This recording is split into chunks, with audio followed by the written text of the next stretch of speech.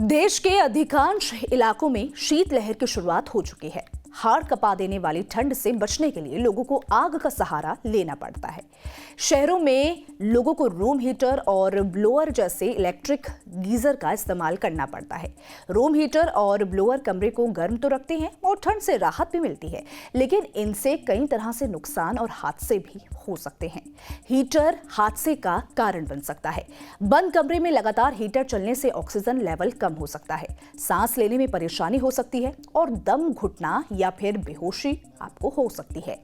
लोहे या प्लास्टिक के हीटर को ज्यादा देर तक चलाने से आग लग सकती है और ज्यादा देर तक चलाने से शॉर्ट सर्किट का भी खतरा रहता है। हीटर के सामने या ऊपर कोई चीज छूने से आग लग सकती है। कंबल, रजाई, कपड़ा, कागज छूने से आग लग सकती है। वही हीटर में पानी या कोई भी लिक्विड गिरने से करंट भी लग सकता है। अब ये समझ लेते हैं कि लगातार रूम हीटर के सामने बैठने से क्या-क्या परेशानियां हो सकती हैं। लगातार रूम हीटर के सामने बैठने से ये परेशानियां आपके लिए हो सकती है। सबसे पहले स्किन प्रॉब्लम या ऑक्सीजन की कमी हो सकती है। सांस लेने में परेशानी या दम घुट सकता है। सिर दर्द या आंखों को नुकसान हो सकता है। हड्डियां कमजोर हो सकती है और छोटे बच्चों या पालतू जानवरों को जलने का खतरा रहता है।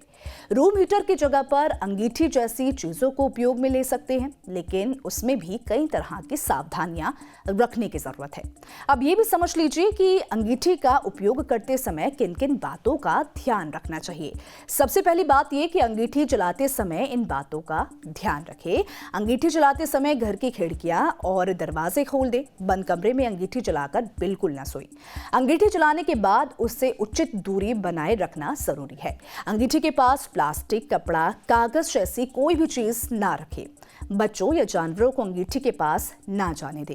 अब ये भी आपको बता दें कि ऐसे हादसों से बचने के लिए किन बातों का ख्याल रखना जरूरी है। हीटर का एक सही टेम्परेचर सेट कर दें या कुछ देर बाद बंद कर दें। हीटर का इस्तेमाल करने से पहले उसकी सर्विसिंग जरूर करवा लें। जब भी हीटर चलाएं तो कमरे के दरवाजे और खिड़की खोल दें। इससे कमरे में हवा साफ और ऑक्सीजन का लेवल बना रहता है। बच्चों और बुजुर्गों के कमरे में हीटर का इस्तेमाल टेम्परेचर बैलेंस करने के लिए करें। तो चलिए अब ये भी समझ लेते हैं कि खान पान के जरिए कैसे रूम हीटर को रिप्लेस कर सकते हैं। ठंड में खान पान के जरिए शरीर को गर्म रखें। शरीर में गर्माहट रखने वाली चीजें खाएं।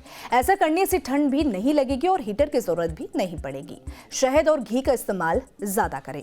गुड़ और दालचीनी का इस्तेमाल बढ़ा दें। खाने में सरसों और तिल के तेल का इस्तेमाल करें। अदरक और केसर का उपयोग बढ़ा दें। शीतलहर, गलन और ठिठुराने वाली ठंड से बचने के लिए हमें आग का सहारा तो लेना ही पड़ता है, पर अगर इस बातों का आप ध्यान रखेंगे तो आग और रूम हीटर के कारण होने वाले हादसों को बहुत हद तक रोका जा सकता है।